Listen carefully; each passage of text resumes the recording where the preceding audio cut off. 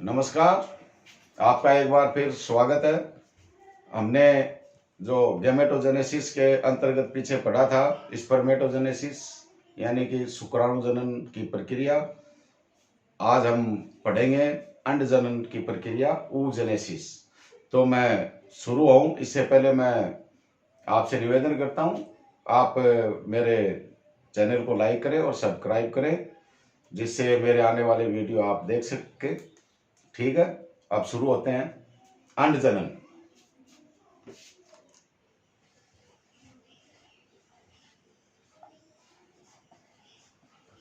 अंड जनन या oogenesis। तो देखिए, अंडाशय में जो अंदर की परत होती है, जर्मिनल एपिथेलियम, उसकी सेल्स, जैसे ये एक ओवरी है, इसकी सेल्स जो होती हैं, ये अंदर की जर्मिनल एपिथेलियम, ये विभाजित होती हैं। और ये जैसे एक सेल का एग्जांपल लेते हैं अपन, ये एक सेल है। वैसे तो ये बच्चे के जन्म से पहले ही शुरू हो जाती हैं मादा में। लगभग 20 सप्ताह का जब एम्ब्रियो होता है, उस समय ये बनने शुरू हो जाते हैं। तो ये देखिए, ये एक सेल है जर्मिनल एपिथेलियम की, ये डिवाइड होती है। इसकी प्रावस्थाएं बताऊं पहले मैं, चलते हैं उसी हिसाब से पढ़ेंगे। जो जैसे आपने स्पर्मेटोजेनेसिस में पढ़ी थी, सबसे पहले थी गुणन प्रावस्था, सेकंड थी वृद्धि प्रावस्था, और थर्ड थी परिपक्वन प्रावस्था। तो सबसे पहले गुणन प्रावस्था। गुणन प्रावस्था में ये जो सेल है, इसमें 2n गुणसूत्र यानी कि गुणसूत्रों की संख्या द्विगुणित है, ये डिवाइड होती है। दो सेल में हुई, इसमें भी 2n गुणसूत्र हैं, 2n, और फिर ये डिवाइड हुई, फिर इधर से ये भी डिवाइड हुई, और ये ऐसे ये विभाजित होती रहती हैं, और इनमें गुणसूत्रों की संख्या 2n होती है। इनको उगोनियम बोलते हैं। क्या? उगोनिया, ये उगोनिया है, ये उगोनिया है। ये जो यहां तक की स्थिति है, ये है गुणन प्रावस्था। अब संख्या में गुणन करके संख्या में बढ़ रही है। इसके बाद एक सेल का एग्जांपल लेते हैं अपन इसका, ये वृद्धि करती है और आकार में बड़ी हो जाती है। इस प्रकार से वृद्धि की, इसमें भी गुणसूत्र 2n ही है। और ये जो स्टेज है, ये है वृद्धि प्रावस्था, इसको बोलते हैं वृद्धि प्रावस्था। और इस सेल को बोलेंगे प्राइमरी oocyte। अब ये oocyte बन गई है। अब इसमें मियोसिस यानी कि अर्धसूत्री विभाजन होगा। यहां तो हो रहा था समसूत्री विभाजन, अब इसमें अर्धसूत्री विभाजन होगा। तो ये अर्धसूत्री या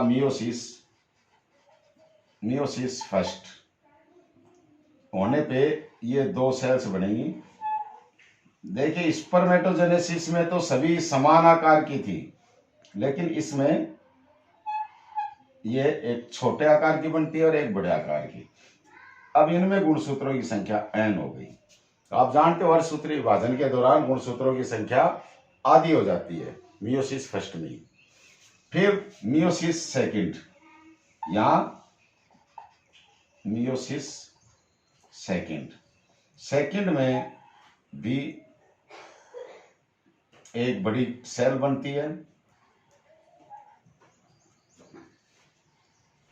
और दूसरी छोटी। इसमें n गुणसूत्रों की संख्या, इसमें n, इससे भी थोड़ी ज्यादा छोटी बना दी मैंने, उससे इनमें भी n।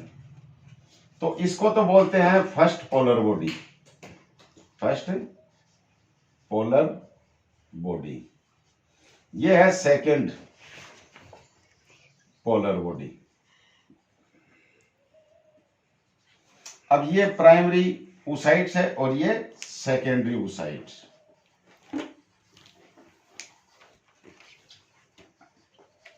ये सेकेंडरी oocyte बनता है। सेकेंडरी oocyte विभाजित होकर एक तो पोलर बॉडी बनाता है और एक ये जो है यही ओवम है, ओवम का निर्माण करता है।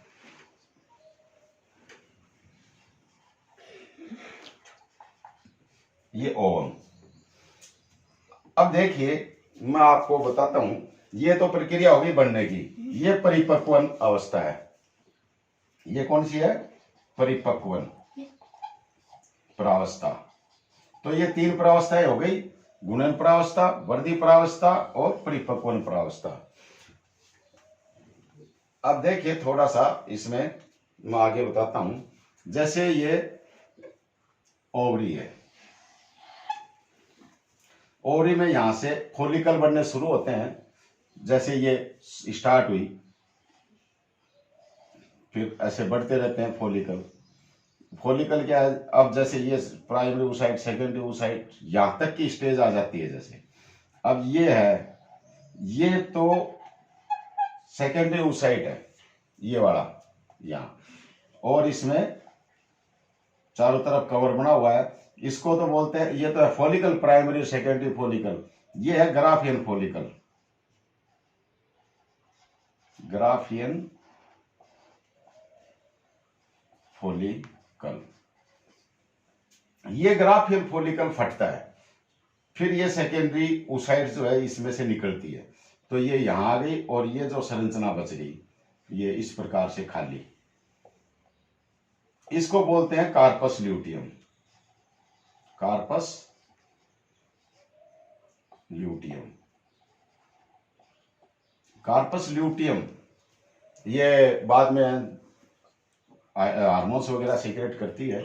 अब ये जो सेकेंडरी oocyte है ये आगे बढ़ता है और जो इसके ऊपर इस प्रकार से फैलोपियन ट्यूब होती है, इसमें यहां आ जाता है। जब ये सेकेंडरी oocyte यहां आ गया, गुणसूत्रों की संख्या है ना इसमें, तो यहां स्पर्म आके निषेचित करता है इसको, और उस समय इसमें ये विभाजन होता है अगला, मियोसिस सेकंड। तो ये होने से फिर इसमें आगे की विभाजन शुरू हो जाते हैं और पूर्ण ओवम बन जाता है ये। और इस प्रकार से आगे जो एम्ब्रियो का निर्माण करना है, मोरुला, ब्लास्टुला वगैरह जो स्टेज आती रहती हैं आगे। तो ये जो अंड जनन की प्रक्रिया है ये इतनी होती है। आप इसे ढंग से समझिए और मैं समझता हूँ आपको कोई प्रॉब्लम नहीं होगी, आप समझ गए होंगे। Thank you, that's all.